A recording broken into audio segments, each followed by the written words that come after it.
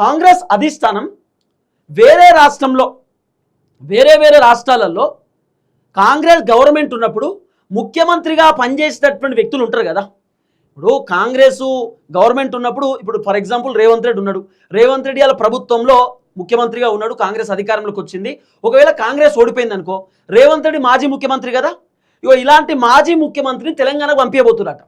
అంటే వేరే రాష్ట్రంలో ముఖ్యమంత్రిగా పనిచేసి ఎక్స్పీరియన్స్ లీడర్లు ఉంటారు కదా, ఆ ఎక్స్పీరియన్స్ లీడర్ ఒక వ్యక్తిని తెలంగాణకు పంపించబోతున్నట. అంటే తెలంగాణకు ఒక కొత్త సీఎం రాబోతున్నాడు.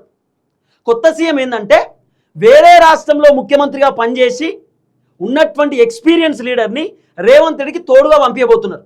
అంటే ఆ ఎక్స్పీరియన్స్ లీడర్ తెలంగాణకు వచ్చి రేవంత్ రెడ్డికి సలహాలు సూచనలు చెప్తాడు.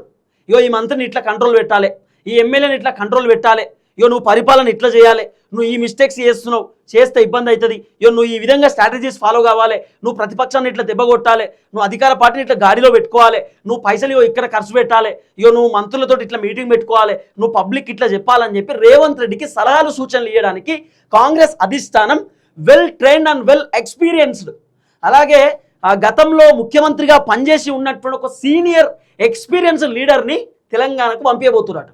ఇక ఆయన ఇన్ఛార్జ్ అంటారా, లేకపోతే ఆయననిగా ఒక ముఖ్యమంత్రి అంటారా, రెండో ముఖ్యమంత్రి అంటారా, ఇక మీ ఇష్టం. కానీ ఒక వ్యక్తిని మాత్రం తెలంగాణకు పంపించబోతున్నారు. వెల్ ఎక్స్పీరియన్స్ లీడర్ని రేవంత్ రెడ్డికి సలహాలు సూచనలు ఇవ్వడానికి తెలంగాణకు పంపించబోతున్నట్టుగా వినబడుతున్న చర్చ. అట్లనే మీనాక్షి నటరాజన్ మేడం ఉంటుందా ఉండదా అంటే ఆమె ఉంటుంది, ఆమె ఇన్ఛార్జ్ పదవిలోనే ఉంటుంది. మీనాక్షి మేడం కూడా రేవంత్ రెడ్డికి అసలు వాస్తవానికి మీనాక్షి మేడంని తెలంగాణకు పంపించడానికి కారణం ఏంటంటే రాహుల్ గాంధీకి అత్యంత దగ్గరున్నటువంటి వ్యక్తి. ఆమె గాంధీ కుటుంబానికి అత్యంత సన్నిహితురాలు మీనాక్షి నటరాజన్ మేడం. తెలంగాణలో ఏం జరుగుతుందో ఆ అంశం మొత్తం Meenakshi madam pin to pin అధిష్టానానికి చెప్తుంది. రేవంత్ రెడ్డి ఏం చేస్తున్నాడు, రేవంత్ రెడ్డి ఎటుపోతున్నాడు, మంత్రులు ఎటుపోతున్నారు, ఎమ్మెల్యేలు ఎటుపోతున్నారు, వీళ్ళ కథ ఏందనేది Meenakshi madam pin to pin ఢిల్లీకి చేరవేస్తుంది. మీనాక్షి మేడం పని.